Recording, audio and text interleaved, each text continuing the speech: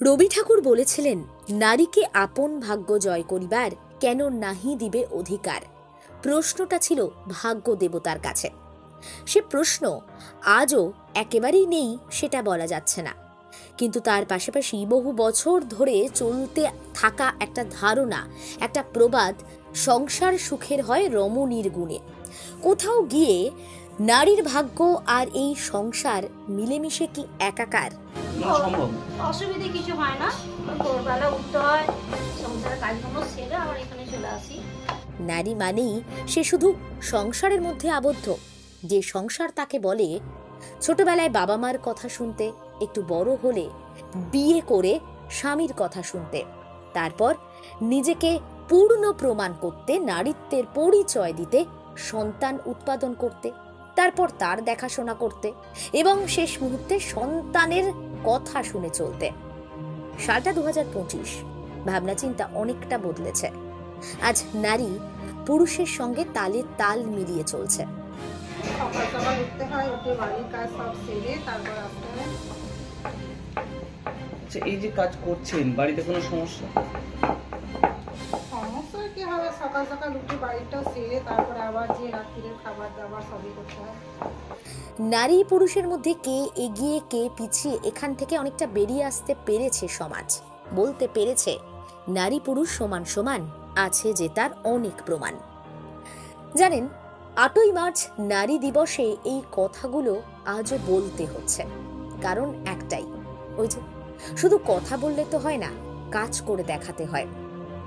আজকে আমরা আপনাদের সামনে যে ছবিটা তুলে ধরতে চলেছি সেটা হুগলির আরামবাগের এসডিও অফিস সংলগ্ন এলাকার স্বনির্ভর গোষ্ঠী পরিচালিত ক্যান্টিনের।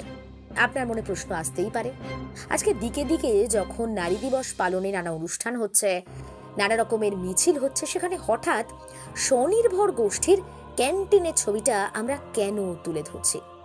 দেখুন, নারী দিবসে সকালবেলা ঘুম থেকে উঠে নিজের সন্তানদের খাইয়ে দাইয়ে পড়াশোনা করানোর পর মহিলারা কাজে বেরিয়ে পড়ছেন। তারা বলছেন, স্বামী স্ত্রী দুজনেই যদি কাজ করে তাহলে উপার্জন একটু বাড়ে, মানে তাদের কথায় অভাব অনটন অনেকটাই কাটিয়ে ওঠা যায়। সকাল থেকে তারা এই ক্যান্টিনে এসে কাজ করছেন। কেউ আনাজ কাটেন, কেউ রুটি, কেউ মাছ ভাজেন, কেউ বা আলুর তরকারি করছেন।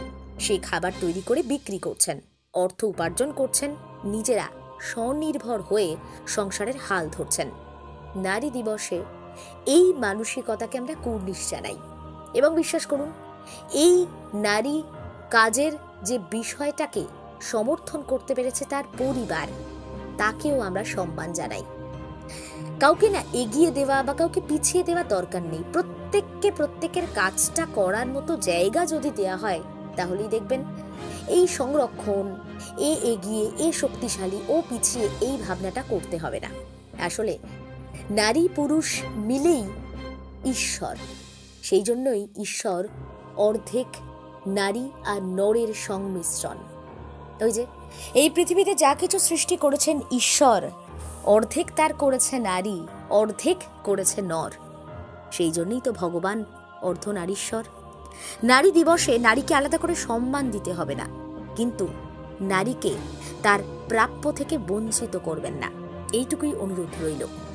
আর যে মহিলাদের কথা বললাম তারা কি বলছেন, একবার তাদের কথাও শোনা যাক। আজ তো মহিলাদেরই দিন, আর শুধু আজ নয়, বাকি 364টা দিনও শুধুই মহিলাদের, শুধুই মানুষের। এটাই তো বড় পরিচয়। দেখতে থাকুন নিউজ বাংলাদেশা। এটা 4 বছর হচ্ছে, মার্চ মাস এলে 4 বছর হবে। বাড়িতে কে কে আছে? আমি, একটা ছেলে আর শ্বশুর শাশুড়ি। আচ্ছা, বাড়ির কাজ সামলে আবার এখানেতে কিভাবে মানে সামলাচ্ছেন কি করে? সকাল সকাল উঠতে হয়, উঠে বাড়ির কাজ সব সেরে তারপর আসতে হয়। আচ্ছা, এই যে কাজ করছেন, বাড়িতে কোনো সমস্যা?